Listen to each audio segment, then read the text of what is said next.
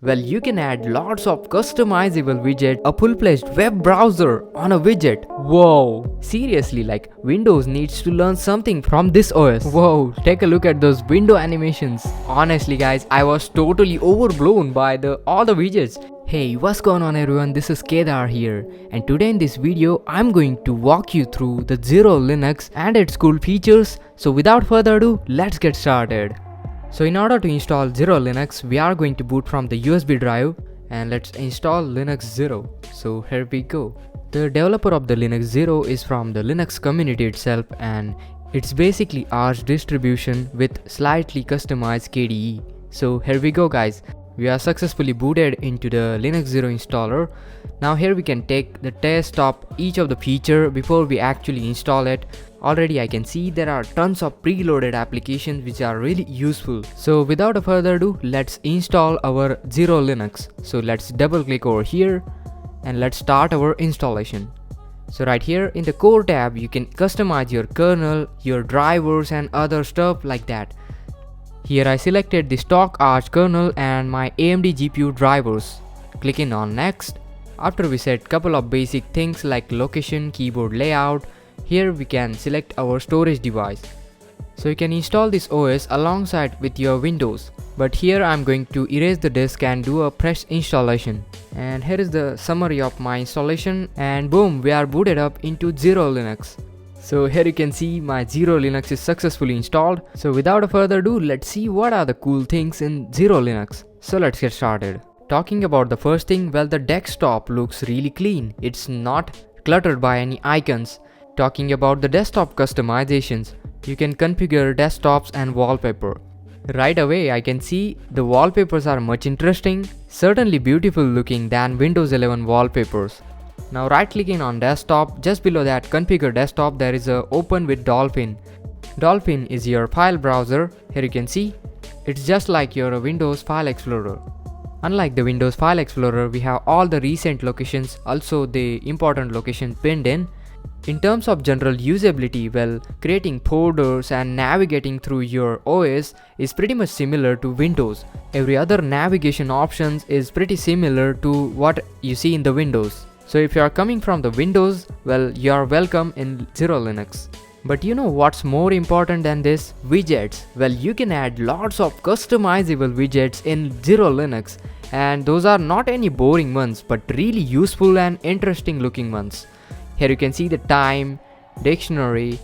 My goal is to kind of show you all of the widgets, but considering the time constraint of this video, I'm going to show you a couple of interesting ones. So here you can see all the notification widget. Then we have the CPU usage, the timer. Seriously, like Windows needs to learn something from Zero Linux. Feels like Zero Linux is truly a hero of widgets. Now basic things like calculator, maybe a clock, that should be the essential feature of any OS. Honestly guys, I was totally overblown by all the widgets. You can see this is a clipboard history panel, so you can quickly see your recently written clipboard history. Then here is a hard disk activity, so you can monitor your read-write speeds. Here is our media player control. Wow, amazing guys. Then here we have sticky notes. Also we have trash can, touchpad, and this is something totally mind-blowing. A full-fledged web browser on a widget. Whoa. Do let me know what you think about this one. And just for the widgets, hit that like button. And you know, those widgets are really highly customizable, so you can tweak it according to your preferences. You can remove the widgets, also you can customize the size of the widget going over here. And this is not it guys. If you are not happy with all the predefined, pre-installed widgets, you can get new widgets from right over here. You can download new Plasma widgets.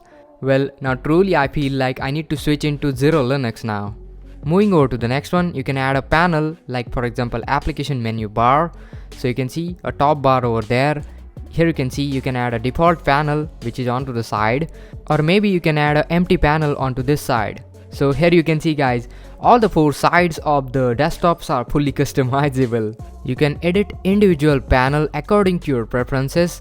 Honestly, like there is so much space, you won't feel any sort of a lack of space for your customization, and I think you can get really creative if you want to.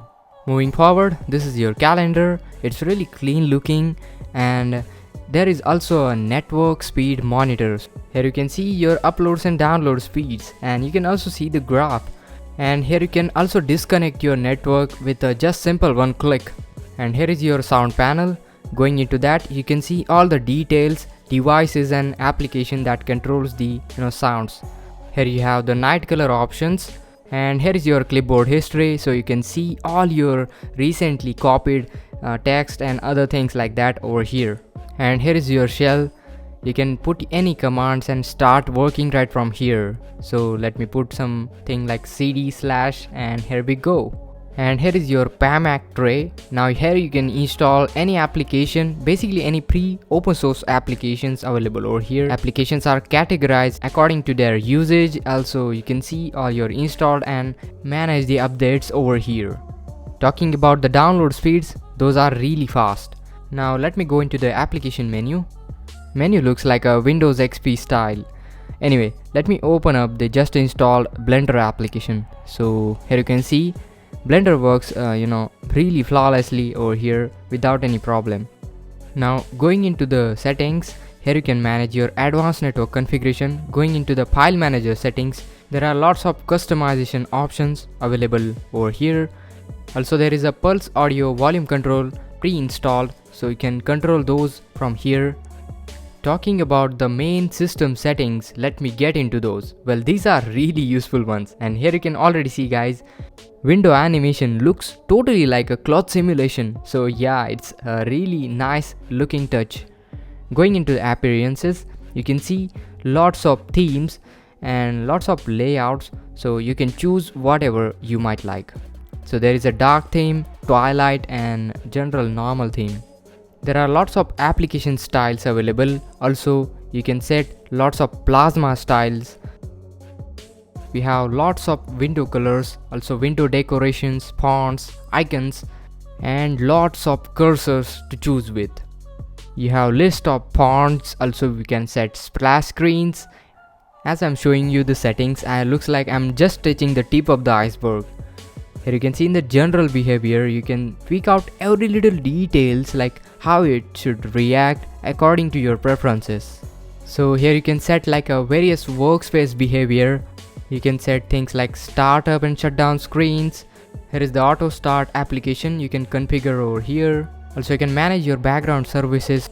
Also you can manage your accounts, passwords. There is a KDE wallet, and you can also store online accounts. You can manage your connections. Into the input devices, there is a lots of things like you can change the response, how your controller should behave. Display and monitor, you can set up the orientation, layout, resolution and other detailed stuff like that. Also compositor lets you enable rendering backend, things like OpenGL 2.0, 3.0 and other stuff. You can set the gamma, night color.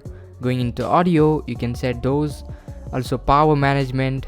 KDE Connect is something that deserves its own different video, but basically you can pair up your smartphone to your Linux system and stuff like, for example, see notification, manage, control your Android device from your Linux and vice versa. There is lots you can do in KDE Connect. It's a much sophisticated alternative to your phone application. If you want to see video on that, do let me know in the comments down below. Other than that, there is a systemd. Let me tell my opinion about it guys. Overall, I really enjoyed the Zero Linux experience. Speaking of customization, especially the widgets, I really like those. Window animations are onto the next level, and the detailed settings truly makes it customizable to any person in the world, I think. Considering it's a Linux OS that is so much powerful, I highly recommend you to check out and install it. Do let me know what do you think about Zero Linux. That's all for today's video guys. I hope you enjoyed it a lot. Please do hit that like, share this video, subscribe to our channel, and I will catch you in the next one. Goodbye.